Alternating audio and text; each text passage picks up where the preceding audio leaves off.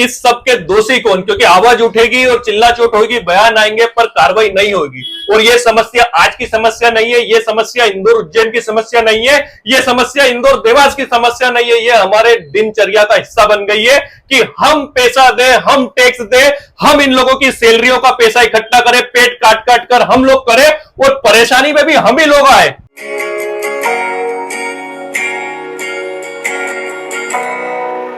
अभी अभी दोस्तों इंदौर देवास हाईवे पर और इंदौर उज्जैन हाईवे पर कई घंटों का जाम लगा, 20-20, 40-40 घंटों का जाम लगा। कई लोग परेशान होते रहे, महिलाएं परेशान होती रही और सबसे दुखद बात है इसमें 3 लोग मर गए अव्यवस्थाओं के कारण।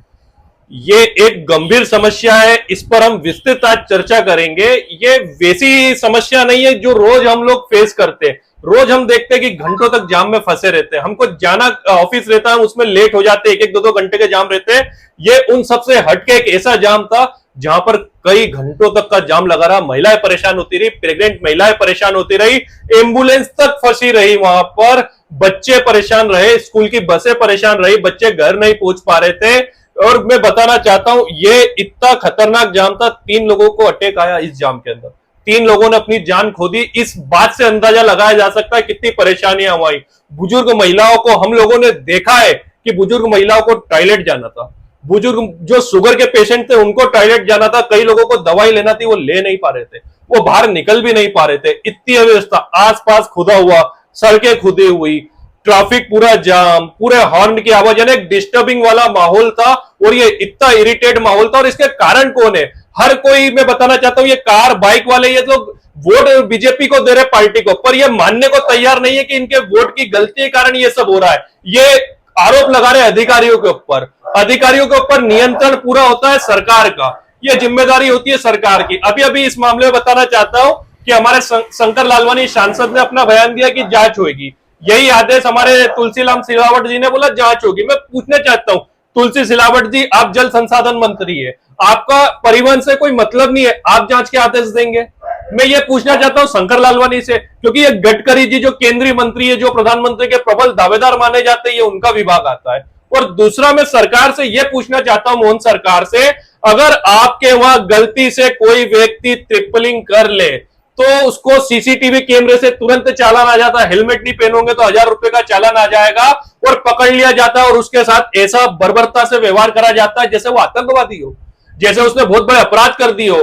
पर जब हम देख रहे हैं कि इतनी समस्याएं होती है तो ये महकमा, ये चालान जगह जगह ये झुंड बनाकर लोगों को पकड़ने वाले की लड़के लड़की जा रहे हैं, उनको पकड़ लो पैसा मिलेगा, ये लोग कहां चले जाते हैं अपनी ड्यूटी से? क्या इनकी ड्यूटी सिर्फ चालान काटना या इन्हीं सब चीजों में रहती है? ये आपको और मेरे को समझना होगा कि ये गंभीर समस्याओं का कारण क्या है। क्योंकि ये जो सीसीटीवी कैमरे जगह जगह लगा दिए थे, सीसीटीवी कैमरे में देखना क्या है इन लोगों को? क्या इनको समझ में नहीं आता कि इतना बड़ा जाम लग रहा है, उस सीसीटीवी कैमरे का उपयोग हो जाता सिर्फ आपके और हमारे पैसों का दुरुपयोग। और ये जो ठेकेदार है और ये जो ठेके मिलते हैं, ये मैं बताना चाहता हूं निजीकरण का सबसे बड़ा दुरुपयोग है। क्योंकि ठेका मिला किसी और को होगा, उसने पेटी कॉन्ट्रैक्ट किसी और को दे दिया होगा, और जो नीचे तबके पे काम कर रहे होंगे, आउटसोर्सेस के लोगों, 8-10 हजार में काम कर रहे होंगे, वो उनको अनुभव ही नहीं है। वो 8-10 हजार में लगे हुए लोगों ने, उनको समझ ही नहीं आ रहा होगा कि कैसे ट्रैफिक मेंटेन करना है, या कैसे पब्लिक को मेंटेन करना है, या कैसे डाइवर्ट करना है।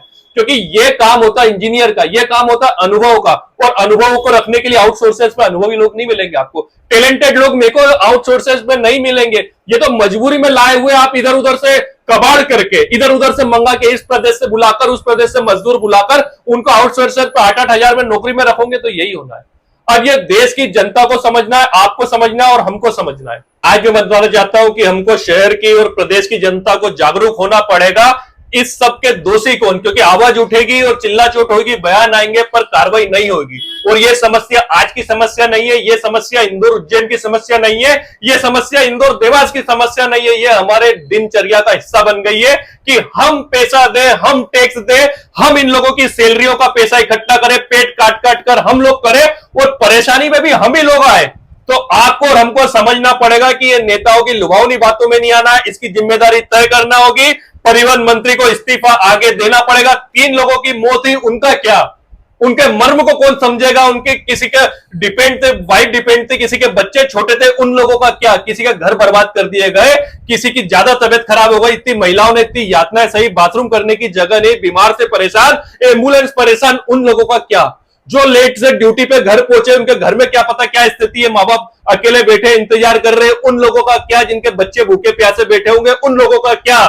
ये सिर्फ बयानबाजी होगी और ये बातों को भी भुला दिया जाएगा, पर आपको और हमको ये जिंदा रखना है बातें, क्योंकि अगर हम नहीं बोलेंगे और इन लोगों से इस्तीफा नहीं लेंगे, और इसमें पूरी तरह से मैं बता रहा हूं कि बीजेपी पार्टी, क्योंकि सत्ता में बीजेपी पार्टी है, उसको जिम्मेदारी लेना होगी।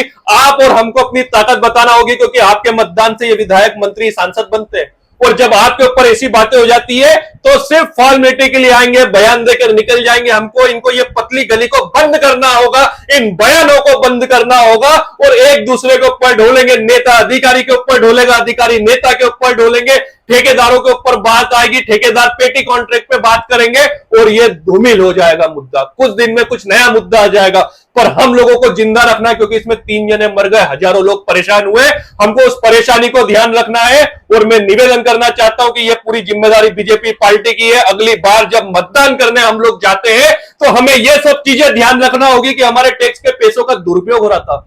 हम लोग आपस में परेशान होते रहते हैं, ना हमको स्वास्थ्य मिल पाता है, ना हमको शिक्षा मिल पाती है, हमको अच्छा यातायात भी नहीं मिल पाता। मिलता है तो हमारी एक छोटी सी गलती के पीछे चालान, 10-10 हजार रुपए का चालान एक एक गलती के पीछे, ये हमको मिलता है। तो आपको और हमको ये मतदान करते वक्त समझना होगा।